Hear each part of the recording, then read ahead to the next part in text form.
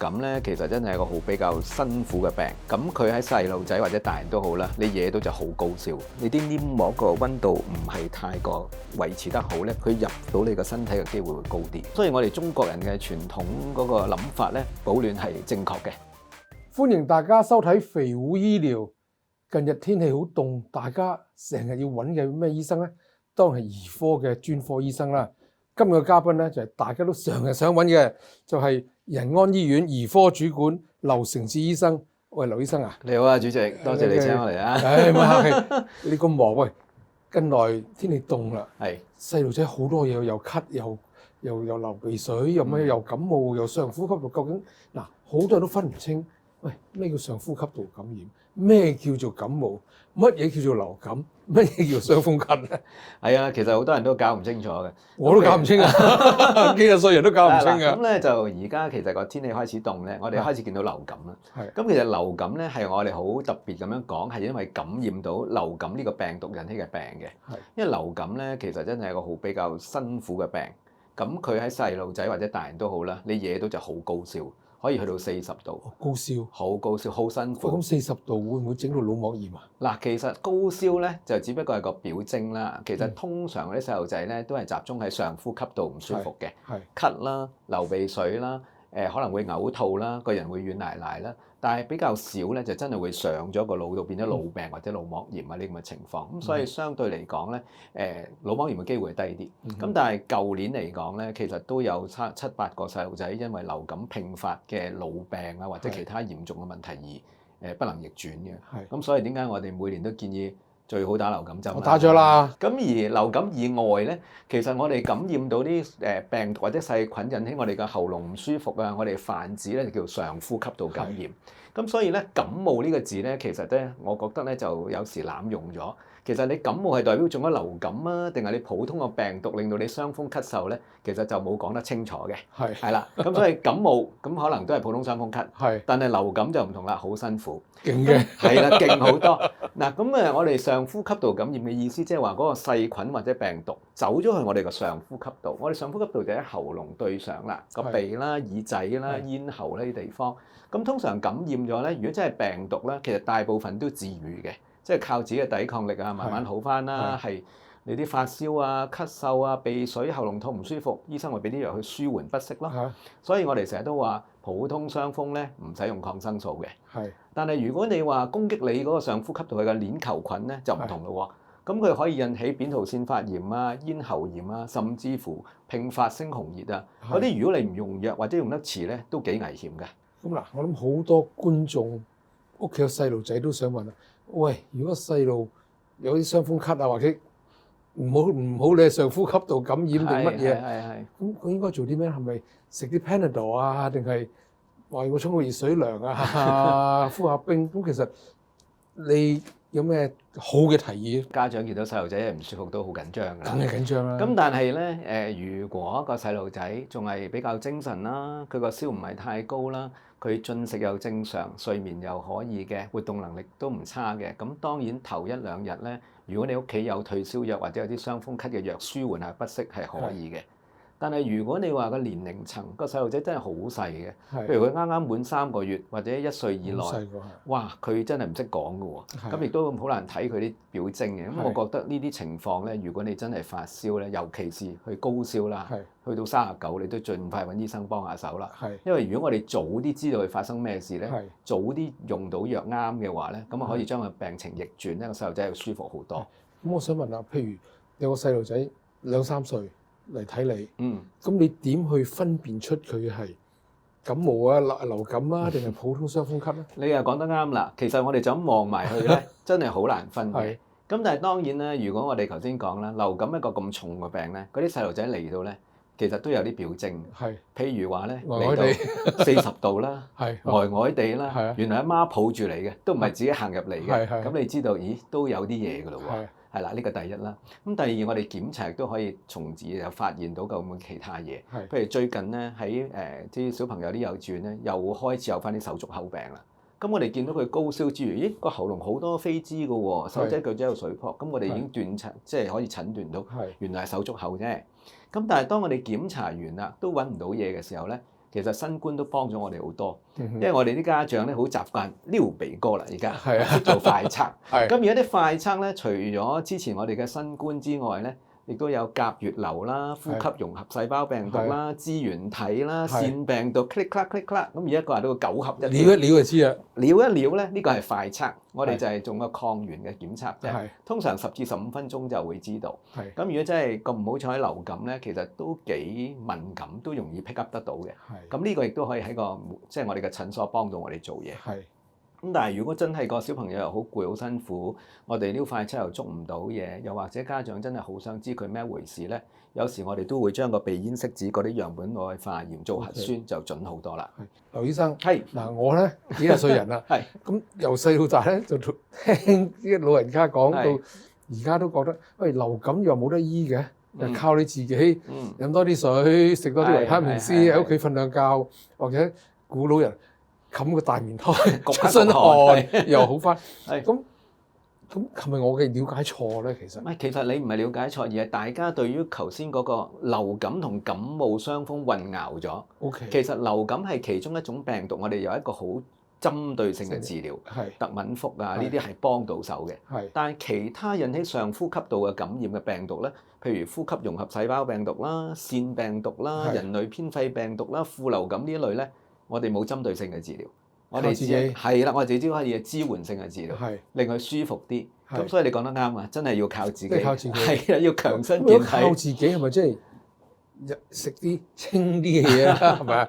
食多啲水果啊、維他命 C 啊，飲多啲水係咪真係幫助嘅？嗱，其實咧就我哋靠自己就梗係要自己免疫能力強啦。咁基本上咧，第一就係都係嗰幾樣老生常談。均衡飲食啦，適當睡眠啦，咁啊沖涼呢個適量嘅運動啦，咁令到免疫能力希望好一啲先啦。咁有啲細路仔好中意揀食嘅，咁啊冇辦法啦。咁另外咧就係個人衞生啦。如果你冇睇新即係電視嗰啲咩黑手，你最中意摸完周圍摸捽眼捽鼻咧，咁無論你嘅身體幾咁強健都好咧，即係洗手啊，好重要啊，都好容易再感染到。到最後啦，咁你頭先講嗰啲即係叫補充劑啦、supplement 啦、維他命啊、鈣啊、鋅啊，嗰啲其實係咪真係好有用咧？咁呢啲有啲文獻咧就話講，可能都幫到下手嘅。最近你亦都見到話食益生菌會提升免疫力啦。咁我諗呢個係一個輔助啦，係咪真係好明顯有幫助咧？大家可以試一試。我諗個個人嘅反應都唔同。頭先講到手足口病咁。點感染到嘅咧？嗱，手足口病咧就喺大人咧就比較少見。點解咧？因為我哋細個夠污糟咧，惹過晒咧，就大人就冇事啦，有免疫能力嘅。但係喺細路仔咧就好弊嘅，因為咧手足口病咧理論上係腸病毒啦，應該喺啲 poop 嗰度嘅。但係咧，如果佢有嘅時候咧，口水都會有，就算佢傷風咳咧噴出嚟啲飛沫都會有，都會有，所以個傳播性都幾高。咁喺香港都幾季節性嘅。通常有2個時間啦，夏天又有，秋冬又有。咁啊，惹到都幾辛苦，因為佢有2個表現方式。一個咧，即係佢嘅喉嚨好多痱滋，我哋叫疱疹性咽喉炎。係啦，喺個喺軟腭嗰度啊，啲細路仔食唔到嘢，好陰功啊，係咁嘔啊。咁有時因為呢樣嘢要轉掉葡萄糖水。咁另外一個咧就係即係好出晒嚟一啲病徵，手仔腳仔係啦，啲手水泡出晒嚟啊，啲疹啊咁啊好痕啊咁樣，又高燒啊又唔舒服。咁細路仔咧，其實大部分咧3至5天咧，佢就慢慢痊愈噶啦。不過好似飛滋咁。係啦 ，exactly。咁但係咧，有啲父母就慘啦。如果俾啲細路仔惹到而佢自己冇抗體嘅咧，佢最辛苦啊。佢哋咧啲手腳咧嗰啲水泡會痛到佢落唔到地啦，又腫啦。好多父母要住院，要休息幾日啊。反而細路仔唔使。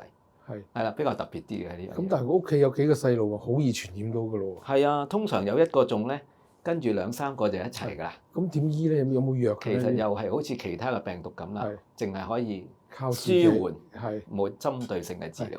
咁嗱，調翻轉頭啦，點樣預防咧？係啦，嗱，預防咧就梗係疫苗啦。不過而家香港咧就仲未有一個有效嘅疫苗，反而喺內地有喎。嚇？係喎。佢哋有自己研發嘅手足口病嗰個疫苗，咁佢哋每年打1次咯。啲細路仔係咪食嘢之前要洗手啊？會唔會幫助定其實幫助唔到咧？因為你話飛沫都傳染到，或者細路仔一齊玩，譬如有個小朋友係有，但係佢未發出嚟，係啊，咁同你傾偈，同啲細路你知玩攬埋一堆咁，一個傳好多個嘅喎。所以點解幼稚園就一爆咧就爆好多啦？嗱，其實你都講得啱嘅。當佢一個潛伏期咧，佢咪有症狀咧，但係佢已經可以傳染俾人㗎啦。係咁所以點解細路仔而家即係好多時候學校一齊玩啦、一齊食嘢咧、一齊作息咧，咁好容易就交叉感染咯。係咁其實有啲家長都唔係有心去惹其他人，佢佢都唔知係咯，未知未有事，咁係唔關我事喎。係咁但係好彩呢個病本身亦都唔係好嚴重嘅病冇錯啦，係辛苦幾日啫。係。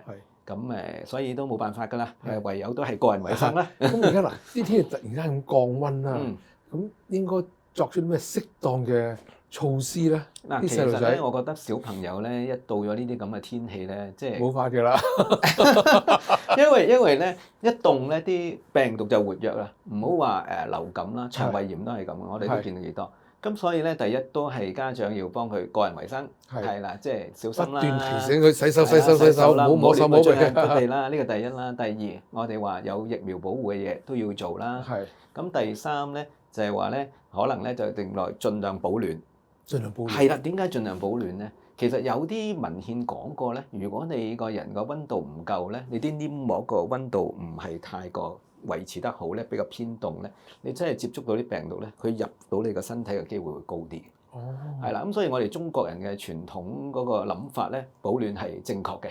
係啦，你又講腸胃炎啦。嗯，咁腸胃炎係咪都係食嘢惹翻嚟？係啦，病從口入啦，講到明腸胃炎就係可能進食咗啲唔乾淨嘅嘢啦，或者你隻手污糟，你攞啲嘢去食啦。係通常腸胃炎我哋分三大類嘅，第一就係你嗰個食物污染咗，原來咧嗰個菌去咗嗰度，佢就已經唔存活啦個核菌，但係佢已經擺咗啲毒素喺度。係咁你一食咧就好快又嘔吐啊，又發燒啊，咁跟住可能會肚屙啊。呢就係食物嘅，即係係啦。屙冇辦法發燒啦，咁係啦因為你食嗰啲毒素，咁係啲毒素即係對你即係發生啲咁嘅作用，你就唔舒服啦。嘔。係啊。咁第二咧，細路仔我覺得最辛苦嘅都係病毒性嘅腸胃炎，即係諾如病毒啦，即係我哋以前講諾沃克嗰啲啦。